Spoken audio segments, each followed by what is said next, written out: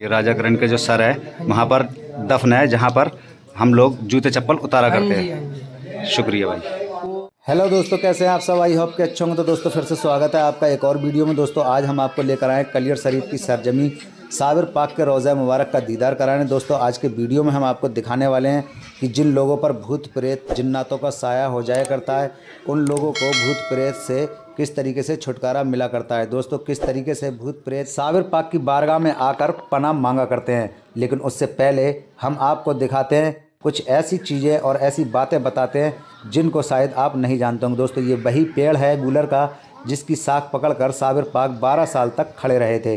दोस्तों इस पेड़ की करामात ये है कि इसका फल खाने से बे औलादों को औलाद मिल जाया करती। दोस्तों अल्लाह के फजल से, अल्लाह की रहमत से यहाँ आने वाले कभी खाली हाथ नहीं जाया करते हैं। साबिर पाक की बारगाह में आने वाले तमाम ज़ायरीन अपनी अपनी जायज़ मुरादें पूरी कर कर ही जाया करते हैं। दोस्तों यहाँ पर सज्जादा नसीन बैठा करते हैं। दोस्तों साथ ही हम आपको बता दें कि साबिर पाक की बारगाह में यहाँ पर आप देखेंगे कुछ मज़ारात हैं जिधर कबूतर पाले जाया करते हैं। यहाँ पर आने वाले इन कबूतरों को दाना डाला करते हैं।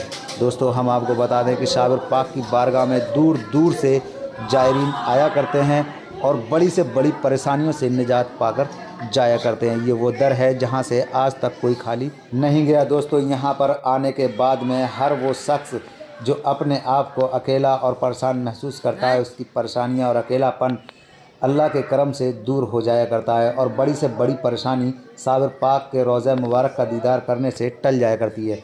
दोस्तों आप देखेंगे यहाँ पर किस तरीके से चारों तरफ चीखो पुकार मची हुई है। ये वही लोग हैं जिन पर भूत प्रेत जिन्नातों का साया है। लेकिन अल्लाह के करम से साबिर पाक की वारगाह में आकर ये लोग भूत प्रेत जिन्नातों से हमेशा हमेशा के लिए निजात पाया करते हैं। दोस्तों इस दर की शान ये है कि यहाँ पर अगर वे औलाद आ जाए तो औलाद वाला बन जाया करता है और जो परेशान आ जाए उसकी परेशानियाँ हमेशा के लिए टल जाया करती हैं। दोस्तों हम आपको दिखाएंगे कि किस तरीके से यहाँ पर भूत प्रेत पनाह मांगा करते हैं। दोस्तों हम आपको बता दें कि ये वो लोग हैं जो साबिर पाक के दीवाने हैं और इस सर्दी में भी हाथ से ठंडे पानी से फ़र्श को साफ़ कर रहे हैं। ये है साबिर पाक की दीवानगी। दोस्तों यहाँ पर दूर दूर से देश विदेश से ज़ायरीन आया करते हैं। दोस्तों आज के वीडियो में साथ ही हम आपको दिखाएंगे इमाम साहब के रोज़ा मुबारक की कुछ करामातें और साथ ही बात करेंगे यहाँ के खादिम साहब से कि कब कब क्या क्या हुआ करता है और साबिर पाक की और इमाम साहब की हिस्ट्री आखिर क्या है। तो चलिए चलते हैं इमाम साहब के रोज़ा मुबारक की तरफ। दोस्तों ये वो ढोल है जो दिन में 3 बार बजा करता है। दोस्तों हम आपको बता दें इन सीढ़ियों के नीचे एक राजा का सर दफन है जिसका नाम किरण सिंह हुआ करता था। लेकिन इसके बारे में हम बात करेंगे बाद में। पहले चलते हैं, आपको कराते हैं रोज़ा मुबारक का दीदार, फिर बात करते हैं यहाँ के खादिम साहब से और दिखाते हैं आपको कि यहाँ कलियर शरीफ में आने वाले वो लोग जिन पर भूत प्रेत जिन्नातों का साया हो जाया करता है वो किस तरीके से भूत प्रेतों से निजात पाया करते हैं और भूत प्रेत किस तरीके से यहाँ आने के बाद में पनाह मांगा करते हैं। दोस्तों अगर आपने इमाम साहब के रोज़े की ज़ियारत की होगी तो आपको पता होगा कि यहाँ पर चरागी की जाती है और यह है सामने इमाम साहब का रोज़ा मुबारक। दोस्तों इमाम साहब 70 पीर और 72 बलियों के इमाम हैं और साबिर पाक से लगभग 150 वर्ष पहले आप कलियर शरीफ में तशरीफ़ लाए थे और उस समय में एक राजा हुआ करता था किरण सिंह जो बहुत ही जालिम था, लोगों पर जुल्म किया करता था। उसके बाद में इमाम साहब को हुक्म हुआ कि आप कलियर जाएं और राजा किरण सिंह को समझाएं और वो लोगों पर जुल्म करना बंद कर दे। इमाम साहब के समझाने से राजा किरण सिंह नहीं समझा और वो अपनी जिद पर अड़ा रहा।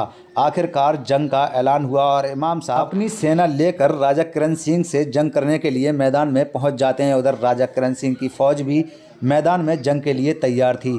दोस्तों हम आपको बता दें इसी जंग में इमाम साहब रहमतुल्लाह अलैह शहीद हुए थे और इसी जंग के दौरान राजा किरण सिंह भी मारा गया था। लेकिन राजा किरण सिंह ने अपनी मौत से पहले अपने सपे सालारों को ये वसीयत की थी कि जब मैं मर जाऊं तो मेरा सर काट कर ऐसी जगह दफन करना जहां पर इमाम साहब दफन हो और जहां पर उनका रोज़ा मुबारक तैयार किया जाए, यानी कि उनका मकाम बनाया जाए। इमाम साहब का रोज़ा मुबारक एक किले के ऊपर है जो कि उस वक्त राजा किरण सिंह का हुआ करता था।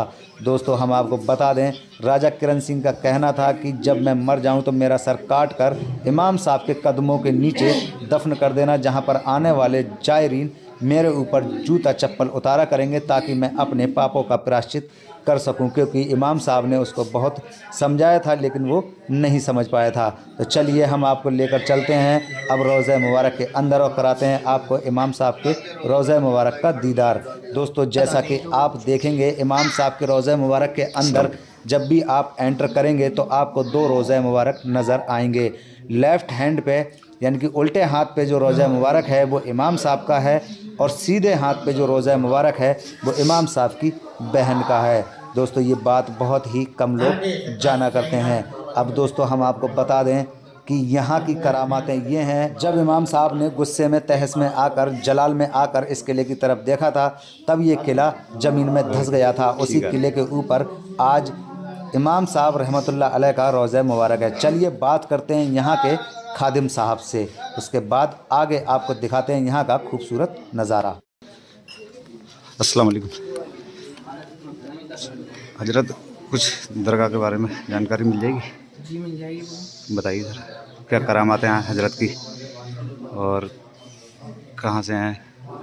ये हजरत यहीं से है, करीब 150 साल पहले आए थे इधर, यहाँ पे कलियर शरीफ में। 150 साल पहले। जी, इनका नाम है हजरत इमाम अबू साले मोहम्मद। इनके बराबर में इनकी बहन है, बहन सैयदा बीबी गौर फातिमा। 70 पीर 72 वलियों की इमाम। साबिर पाक से 150 साल पहले आए। साबिर पाक से 150 साल पहले आए हुए हैं। जी माशाल्लाह। और 70 पीर 72 वलियों की इमाम है। जितने भी कलियर में 70 पीर है 72 वली है, सबके इमाम है, सबसे बड़े। आप सबके इमाम हैं, सबसे जी, पहले आए सबसे हुए बड़े हैं यहाँ हैं, पर, सबसे बड़े। अच्छा, और कोई करामात जो जग जाहिर हो? बस ये करामात है जो यहाँ पे मरीज पड़े हैं, यहाँ पे सरकार की चौखट पे जो शैतान सोचों ने सबको काबू करते हैं। बहुत सा आदमी आता है, बीमार होता है, बीमारी होता है ना, वो शिफा होती है, उसे शिफा हो जाती है, मतलब सही होके जाता है यहाँ से। अच्छा, जिन पर भूत प्रेत के चक्कर वगैरह होते हैं वो ठीक हो जाते हैं? शैतान हो, नागिन हो, कुछ भी सब ठीक हो जाता है यहाँ पे। सरकार में आएगा जो भी, महीना 2 महीना में तो इंशाल्लाह होके चला जाता है। तो हजरत का जो रोज़ा मुबारक है वो इतनी ऊंचाई पे कैसे? ये समझ लो आप, साबिर बाप को यहाँ पे 754 साल हो चुके हैं। 754 में आप ये 150 साल जोड़ दो, 150 साल में 754 साल 904 साल बस। ये तो इसलिए सबसे ऊंचाई पे कलियर नीचे पे चला गया, ये ऊपर था ना कलियर। अच्छा। तो ये नीचे ही चला गया। अच्छा, ऐसा हो नहीं, हमने सुना है कोई राजा करण सिंह करके थे उनका। राजा किरण था यहाँ पे, राजा किरण था ना जो, वो यहाँ पे जुल्म करता था कुछ ज़्यादा ही। हाँ हाँ। तो फिर सरकार इमाम साहब को ऑर्डर मिला यहाँ पे कलियर चले जाओ आप। अच्छा। तो कलियर यहाँ पे आए थे। राजा किरण को मार दिया था सरकार ने, खुद भी शहीद हो गए थे, पर्दा ले लिया था सरकार ने। फिर राजा किरण का जो महल था ना उसके ऊपर बना था ये जी सरकार का रूला। राजा किरण का सर न सरकार की सबसे फर्स्ट वाली से सेकंड वाली पैडी है ना, तो राजा किरण का सर है उसमें दबा। अच्छा, वहाँ जहाँ से अपन एंटर करते हैं हाँ जी, वहाँ से? राजा किरण का तो सर वहाँ है। पर क्यों दबा हुआ है ऐसा कुछ? वो राजा किरण की ख्वाहिश थी। अच्छा, क्या ख्वाहिश थी जरा हमें बताएंगे? ये जब मैं मर जाऊँ, हाँ। मेरा जब सर कट जाए तो राजा सरकार की फर्स्ट वाली सेकंड वाली पैडी पर जहाँ पर चप्पल जूते उतारा करते हैं वहाँ पर। तो हमें जरा बताएंगे जरा कहाँ पर है, जरा 2 मिनट का। सबसे फर्स्ट वाली पैडी सबसे नीचे? जी, फर्स्ट वाली से सेकंड वाली पैडी हुई। अच्छा, तो ये राजा करण के जो सर है वहाँ पर दफन है जहाँ पर हम लोग जूते चप्पल उतारा करते हाँ हैं। जी। शुक्रिया भाई। वो राजा किरण का ही कहना था कि भाई मेरा सर यहाँ पे दफन है इमाम साहब के कदमों के नीचे, जहाँ पर उनके गुलाम आएंगे वहाँ पर जूते चप्पल उतारेंगे, उनके नीचे मेरा सर दफन होगा। हाँ जी। ये राजा किरण का कहना था, ख्वाहिश थी उनकी। माशाल्लाह। चलिए भाई, बहुत बहुत शुक्रिया। तो चलिए दोस्तों लेकर चलते हैं आपको और दिखाते हैं कि राजा किरण सिंह का आखिर सर कहाँ पर दफन है। दोस्तों आप देखेंगे ये 3 सीढ़ियाँ हैं, इसमें से बीच वाली सीढ़ी के नीचे राजा किरण सिंह का सर दफन है, वो भी उसकी खुद की ख्वाहिश के मुताबिक। उसका कहना था कि यहाँ पर आने जाने वाले लोग सरकार के दीवाने जब आएंगे तो मेरे सर के ऊपर अपने जूते चप्पल उतारेंगे, यही मेरा प्रायश्चित होगा। दोस्तों उम्मीद करते हैं कि आज का वीडियो आपको पसंद आया होगा। दोस्तों अगर आप चाहते हैं कि ये जानकारी तमाम साबिर पाक के चाहने वाले और इमाम साहब के चाहने वालों तक पहुंच जाए तो वीडियो को ज़्यादा से ज़्यादा शेयर कर दें और चैनल पर पहली बार आएँ तो चैनल को सब्सक्राइब कर दें। और अगर साबिर पाक से मोहब्बत है तो एक प्यारा सा कमेंट ज़रूर कर दें। इसी के साथ मिलते हैं अगले वीडियो में। अस्सलाम वालेकुम।